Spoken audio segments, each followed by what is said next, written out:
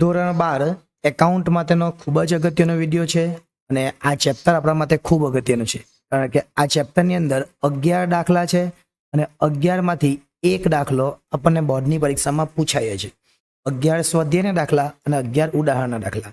આ વિડીયોની અંદર આપણે ઉદાહરણ નંબર જોવાના છે 1 અને સ્વાધ્યાયનો દાખલા નંબર 1, જેથી કરીને ઉપાર પર વ્યાજનો જે દાખલા છે એમાં આપણને મુશ્કેલી ન થાય. એટલે બે દાખલાઓ છે. કયા કયા બે દાખલા છે તમે જોઈ શકો.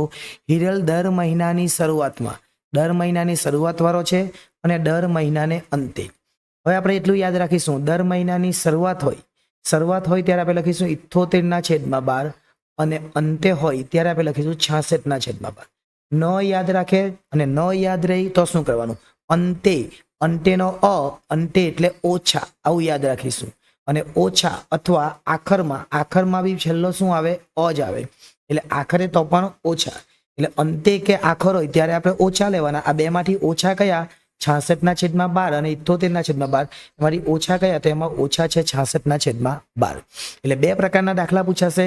શરૂઆતમાં પૂછે તો 78/12 અને અંતમાં પૂછે તો 66/12. એમ બે પ્રકારના દાખલા આપણે જોવાના છે. અને આના માટેનો કેવી રીતે 78/12 અને કેવી રીતના 66/12 એના માટેનો વિડીયો આપણે બનાવેલો છે. એ વિડીયો જોવો હોય તો એ પણ તમે જોઈ શકો. પરંતુ અત્યારે આપણે દાખલો ગણવાના છે એટલે વધારે એ ડિટેલમાં વાત કરતા નથી. શરૂઆત કરીએ ઉદાહરણ નંબર 1ની અને પછી સ્વાધ્યાય 1. ઉદાહરણ નંબર 1નો દાખલો કંઈક આવો છે. આપણે જોઈએ, દાખલાની રકમ અહીંયા આપેલી છે. હિરલ દર મહિનાની શરૂઆતમાં 500નો ઉપાર કરે છે અને ઉપાર પર વાર્ષિક 10% લેખે વ્યાજ વસૂલ કરવાનું છે. કુલ વાર્ષિક ઉપાર શોધવાનો છે અને ઉપાર પર વ્યાજ શોધવાનું છે. પહેલા આપણે શોધીએ વાર્ષિક ઉપાર. એટલે અહીંયા આપણે લખી દઈશું વાર્ષિક ઉપાર. વાર્ષિક ઉપાર એટલે શું? આપણને મહિનાનો આપેલો છે. એક મહિનાનો કેટલો છે? 500. અને 500 ગુણ્યા મહિના કેટલા આવે? 12. એટલે 500 ગુણ્યા 12 કરે એટલે આપણને 6000 મળે. અને આ 6000 કયો કહેવાય? તો આ 6000 એ વાર્ષિક ઉપાર કહેવાય. આ વાર્ષિક ઉપાર આપણને મળી ગયો. આપણે ઉપર શોધવાનું છે ઉપાર પર વ્યાજ. એટલે આપણે લખીશું ઉપાર પર વ્યાજ બરાબર. અને જ્યારે પણ ઉપાર પર વ્યાજ ગણવાનું આવે અને શરૂઆત ના હોય ત્યારે મેં આગળ વાત કરી એ પ્રમાણે 78/12 લેવાના.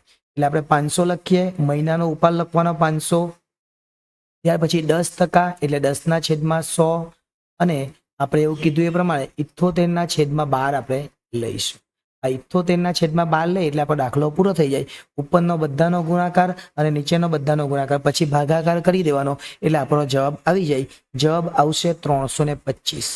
હવે આ 325 કેવી રીતના આવ્યા એ તમે કેલ્ક્યુલેટરમાં આ બે 0 ઉડાવી દેજો એટલે જવાબ આવી જશે. અને એ રીતે પણ ન આવડે તો તમે કેલ્ક્યુલેટરના મદદથી નહીં કરી શકો તો આપણે અગાઉ પણ ઘણા બધા વિડીયો બનાવેલા છે.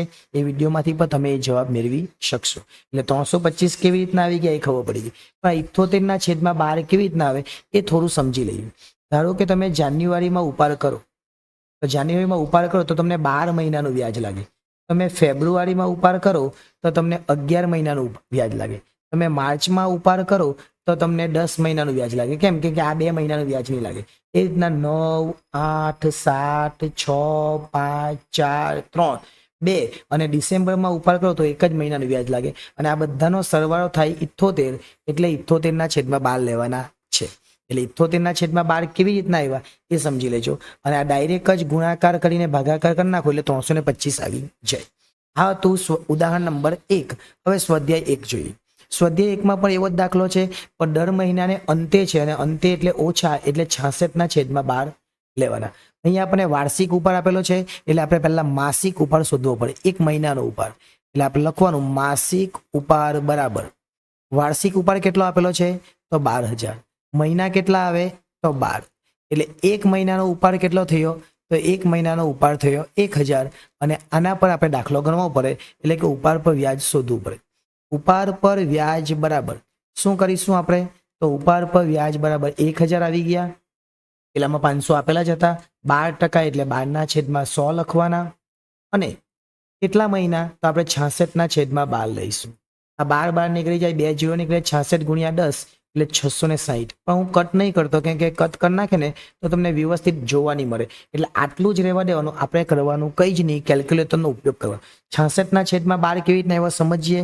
ધારો કે તમે જાન્યુઆરીમાં ઉપાડ કરો તો જાન્યુઆરીની છેલ્લી તારીખે, અંતે એટલે કેવા છેલ્લી તારીખે, તો જાન્યુઆરીનું વ્યાજ ચૂકવવું પડે ને, એટલે 11 મહિનાનું વ્યાજ ચૂકવવાનું. ફેબ્રુઆરીમાં જાન્યુઆરી ફેબ્રુઆરી બંને મહિનાનું વ્યાજ નહીં ચૂકવ્યું એટલે 10 મહિનાનું. એ જ રીતના 9, 8, 7, 6, 5, 4, 3, 2, 1. અને જ્યારે ડિસેમ્બરની છેલ્લી તારીખે ઉપાડ કર્યો તો એમાં 0 એટલે વ્યાજ ચૂકવવાનું નહીં. અને આ બધાનો સરવાળો કરે તો કેટલા આવે? 66. એટલે 66/12 ક્યાંથી આવ્યા? તો આ રીતે 66/12 આવે. અને એ રીતે આપણે આ દાખલાઓ ગણી શકીએ. હજુ પણ ઘણા બધા દાખલાઓ આવશે અને આ અગાઉ પણ ઘણા બધા દાખલાઓ મૂકેલા છે. એટલે અહીંયા આપણે ઉદાહરણ નંબર 1 જોયું અને સ્વાધ્યાય 1. જો ઉપાડ પર વ્યાજનો દાખલો પૂછાય તો આ બેમાંથી એક જ પૂછાય, રકમ પણ નહીં બદલાય, અને કદાચ રકમ બદલાય તો તમે ગણી શકો પણ બદલાવાની નથી. એટલે ઉપાડ પર વ્યાજ માટેનો ખૂબ જ અગત્યનો આ વિડીયો ગણાવી શકાય. આ વિડીયો ગમ્યો હોય તો બીજાને શેર કરજો, તમને ગમતો હોય તો લાઈક કરજો, અને ચેનલને સબસ્ક્રાઈબ કરવાની બાકી હોય તો એ પણ કરી લેજો. આભાર.